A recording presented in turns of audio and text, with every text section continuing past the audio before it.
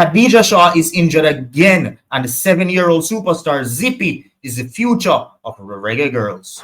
Jamaica have a lifeline. How about this?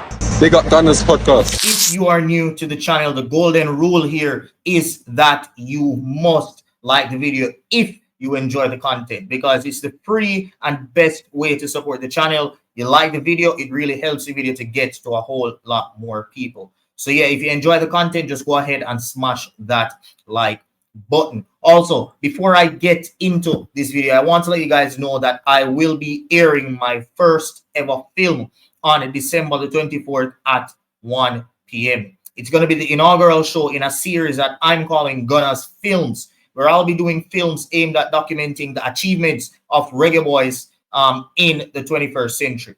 See? So that's the 2000s all the way up. But the first film will basically be about how the Reggae Boyz got to back-to-back Gold Cup finals. Just like how you guys would watch the road to final videos of the World Cup and other international competitions, this video will be a bit similar, just in a film way, a storytelling way. So yeah, I want you guys to just look out for that, and also go ahead right now and smash that subscribe button and hit the notification bell so that you can be notified whenever I do post videos, especially that one on December the 24th. Now, Khadijah Shaw has picked up yet another leg injury, as reported by the Gleaner on the 16th of December, which was just 3 days ago. Now, the article reads that Reggae Girlz captain Khadijah Shaw has been sidelined by injury until the new year. Khadijah Shaw is the top forward for the Women's Super League team, Manchester City, and has an injury to her lower leg.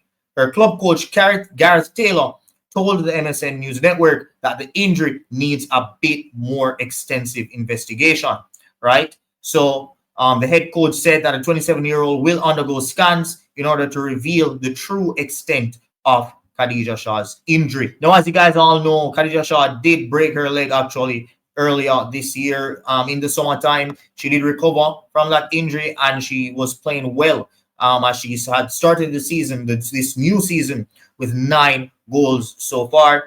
And I'm pretty sure that this injury is a huge blow to her ambitions for the rest of the season, because given that she finished in good placing in the Ballon d'Or last year, she would have loved to be fully fit this season so that she can aim for a higher place and if not win that damn Ballon d'Or for herself, right? She has so many individual awards, and I'm pretty sure that Ballon d'Or will be in her eyes, right? And know that she's even playing with Jamaica, that will help her in the Ballon d'Or shows, that know that she's playing for both club and country, because you know how important it is for the Ballon d'Or award that you do well both for your international country and for your club. Zine. So yeah, this is going to be a huge blow for Khadijah Shaw. But hopefully it's not that serious, and it's something that she can recover from very soon. So it's not that big of a blow to her ambitions for this season. Now, the Ray of Hope, which is a section on TVJ News, highlighted a 7-year-old female athlete by the name of Zipporah Zippy Golding. And it was a very good segment, as it highlighted not only her talent, her dreams and aspirations, but it also highlighted the need for more work on female football in Jamaica. People tell me that if I play, I can do it. And I took that, and I play really good, and I love it. Now, Zippy's coach said that she is doing things that 9-year-old boys are doing, right? And that he's very impressed with her coordination despite her age and her gender. But Zippy is committed to making her presence felt in the industry. It's hard, but also fun at the same time, and I feel that I can do it. Zippy is part of the girl development training at Ballers Football Academy, where she also trains with the boys.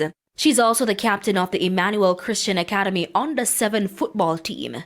Notably, Zippy is the only female on the team. I don't really care what the boys say. I just know that I can do it, and sometimes I beat most of them and do better than them. It was also reported that she also formed interest in the sport through her older brother, who is also making waves in football, but also especially from the lady that I just spoke about, Reggae Girlz talisman, Khadijah Shaw. She said that she was watching Khadijah Shaw for Manchester City women, and she fell in love with how Khadijah Shaw played and what she is doing at the professional level. And she really, really wants to be the next, or if not, even better than Khadijah Shaw. Now, she's a part of the Ballers Academy, which is an academy where you can find right at Liberty Academy, right, on Hope Road, Zine. I think that is where, not specifically Ballers, but right at Liberty is where I actually started out my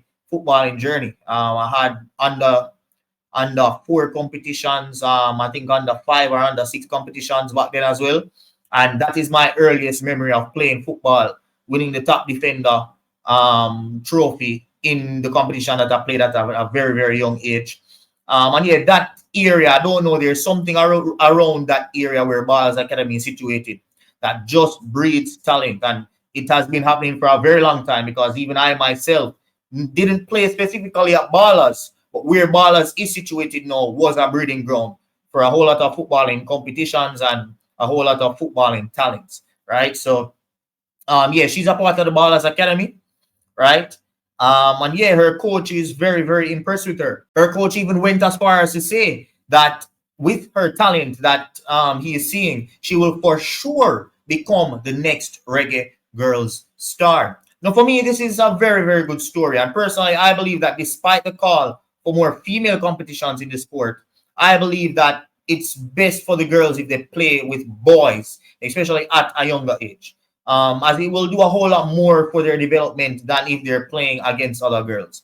And this theory is well known, and it's not only well known, it's also well proven, as the best women in world football now all started out playing against other boys in their community. Maybe not in academies, but they all started out playing against other boys, which really helped them to build their character, their physicality, their aggression, and their competitiveness.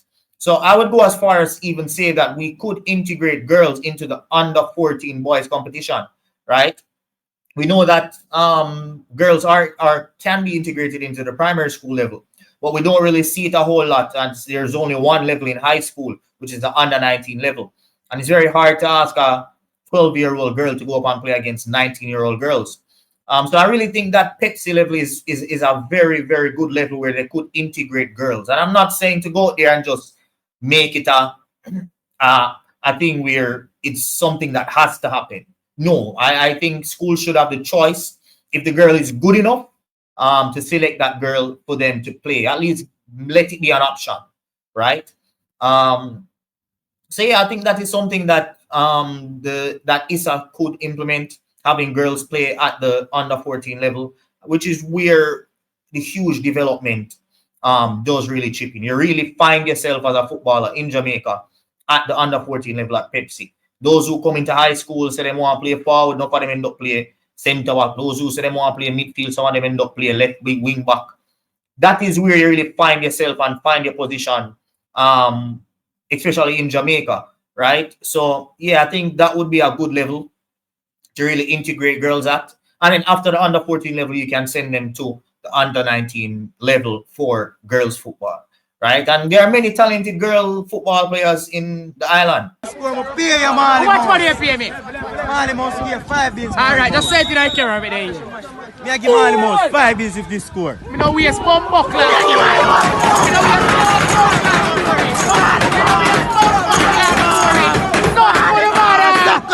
I went to Arden High School, where Mills football program was horrible, right? Actually, our Pepsi team just missed out. When I was playing Pepsi in my year, our Pepsi team just missed out on the second round. But come as a third now group. But Cole's team became the first team in history to make it to the quarters. Our year was kind of like a golden generation in our way, for a school like Arden. Zine, the year that I was in, the year 2 years above it and 1 year below, that was the year that was good. We had players, schools were just scouting our players left, right, and center. We had Naeem Cameron, who went to St. George's College, who ended up being a center back with him and Lincoln there. There are so many other players, even Carlos Cooper, who is now playing for Malines United in the Premier League. They all came from my year at Arden. We all branched off into different schools because Arden doesn't really take the football serious. So if you really want to be something and do something in the sport, or win things, they have to move on to other schools. But Arden is always good at developing the players young, and then you always have a few out of the set that really can fit into any other schoolboy team. So yeah, going back to the point that I was trying to make, the girls team, however, they spend a whole lot of time on the girls team setting, and they were very, very well developed, and that's the reason why Arden's girls football team always goes far. And another reason as well is because they always play against the boys. There's always some sort of competition, some sort of friendly, and they're very competitive, and that's where they really gain their edge. So when they're playing against other teams and where they're playing against other girls, they always smack them, right? And they're very, very talented footballers that came out of Arden, especially on the girls' side as well. So yeah, that's it for this video, guys. Let me know in the comment section what you guys think. I don't really normally talk about women's football, but as you guys can see, the space kind of dry. If you guys get this video to over 1,000 views, yo, respect. Because I know say my channel have a reputation for keeping up consistent viewership. So yeah, man. But I expect it. But if you guys get this to over 1,000 views, big up to Uno. It would really just show the interest that you guys have in women's football. Lastly, remember, my film is dropping on the 24th of December. So bookmark that on the 24th of December, 1 p.m. Jamaican time.